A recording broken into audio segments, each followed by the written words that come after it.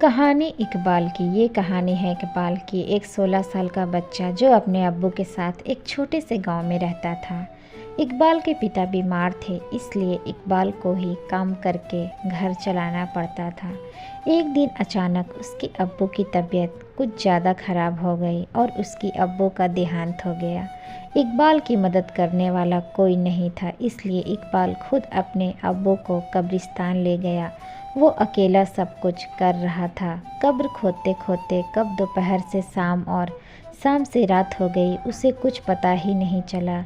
जब वो अपने अब्बू को दफनाने कब्रिस्तान के गेट की तरफ बढ़ रहा था, तब काफ़ी रात हो चुकी थी, हवा भी तेज चलने लगी थी। अचानक इकबाल को किसी ने पीछे से आवाज़ दिया, इक्कू। जब उसने पीछे मुड़कर देखा तो कोई नज़र नहीं आया। सिर्फ इकबाल के अब्बू उसे इक्कू कह के बुलाते थे, इसलिए इकबाल ने सोचा शायद उसके अब्बू उसे पुकार रहे हैं। पर जब इकबाल ने ज़ोर ज़ोर से अब्बू अब्बू कहकर पुकारा, फिर भी कोई जवाब नहीं आया। तब वो डर गया और जल्दी जल्दी गेट की ओर बढ़ने लगा। लेकिन जैसे ही इकबाल गेट के नज़दीक पहुंचा, अचानक गेट बंद हो गई। वो एकदम घबरा गया। कब्रिस्तान की दीवारें और गेट इतनी ऊंची थी कि वो उसे किसी भी तरह पार नहीं कर सकता था। कब्रिस्तान की एक और गेट थी जो कि पीछे की तरफ थी, लेकिन उस गेट तक जाने के लिए इकबाल को वापस कब्रिस्तान के बीच से होकर जाना पड़ता। किसी तरह हिम्मत जुटाकर उसने दूसरे गेट तक जाने का फैसला किया। वो सुनसान कब्रिस्तान के बीच से जा ही रहा था कि अचानक उसे दूर एक आदमी खड़ा हुआ दिखाई दिया। वो उस आदमी के पास गया और पूछा, कौन हो तुम? उस आदमी ने कोई जवाब नहीं दिया। इकबाल फिर से उससे पूछने ही वाला था कि उस आदमी का सिर अचानक से पीछे घूम गया। उसका दोनों आंखें लाल था और इकबाल को गुस्से से देख रहा था। ये देखकर इकबाल ज़ोर से चिल्लाया और भागने लगा।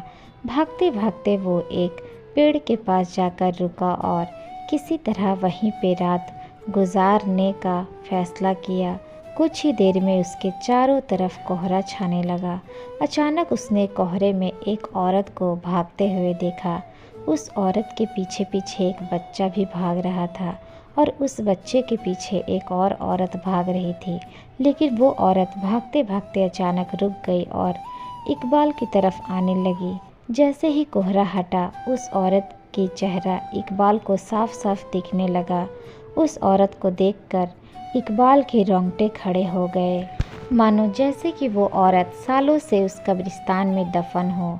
वो औरत इकबाल के करीब आ रही थी और इकबाल धीरे धीरे पीछे हट रहा था।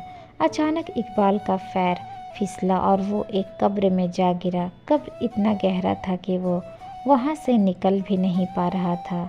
उसे लगा कि कोई उसे ज़मीन के अंदर खींच रही है।